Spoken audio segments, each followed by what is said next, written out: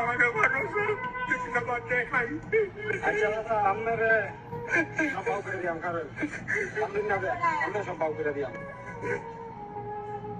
আমি পার্কে বিকেলটা বিকেলে যে টাকা দিতে দেখে না আমার নাম নিচ্ছে, নাম নেওয়া আমার এই 500 টাকা দিচ্ছে, দিলে পাইতে আসছি আইলে বাজে আমাদের এই যে নেওয়া না নিয়ে আমাদের এই যে নামটা নেওয়া বাজে হচ্ছে যে 1 মাস পরে যে তোমার নাম নিচ্ছে কে আইব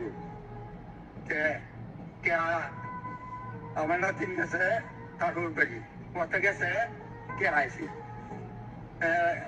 5,000 টাকা পাইছে রয়ে গেছে ঠাকুর বাড়ি তো কোথায় গেল পাইতেছি আয়া এই যে কে আইতেছে এমনিতে 2 লাখ টাকা হয়েছে।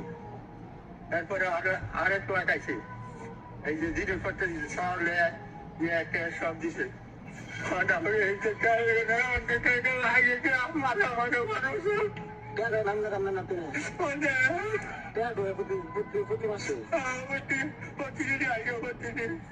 প্রতি মাসে টাকা আসে আপনার নাতিন আপনার নাতিন মারবা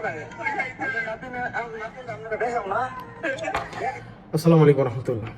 এই লোকটার ঘটনা হচ্ছে, এই লোকটা আগে পার্কে ভিক্ষা করতো, মানে মানুষের থেকে টাকা নিয়ে তো তার সে মানে হচ্ছে আপনার কিছু ইউটিউবার বা ব্লগারের দেখা পাইছিল, তাকে 500 টাকা দিছে আর তাদের বিকাশ নাম্বার নিয়ে গেছে। ওনার বিকাশ নাম্বার নিয়ে গেছে, ওনার তো বিকাশ নাম্বার নেই, ওনার নাতনির বিকাশ নাম্বার নিয়ে গেছে।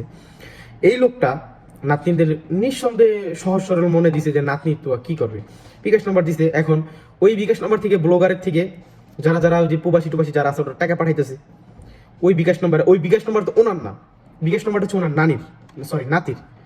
ওই বিকাশ নাম্বারটা ওনার নাতির। সো ওই নাতি নাকি টাকা পাইতেছে, 5,000 টাকা দিছে আর একবার 2 লাখ টাকা দিছে। আর এখন নাকি যেই পর্যন্ত টাকাটা আসতেছে সেই টাকাটা নাকি হচ্ছে তার নাতিন দিতেছে। আর অবশ্য সে নাকি টাকা চাইতে গেলে তাকে নাকি মারে, এই হচ্ছে অবস্থা। আর যে ব্লগার ভাই তার উপকার করছে এটা মানতে হবে, সে ব্লগার ভাই যদি একটু খবরটা নিত হয়তো বা তার আর মার খাইতে হইতো না।